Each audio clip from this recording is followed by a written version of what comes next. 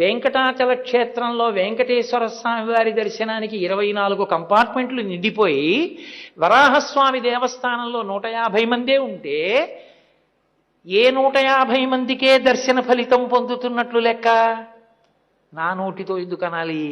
కాబట్టి ప్రథమం దర్శనం చాస్యాత్ నైవేద్యం క్షీరసేచనం. మొదటి దర్శనం మిమ్మల్నే చెయ్యాలి. ఆయన డబ్బుకు బదులు నా మాట ఇది.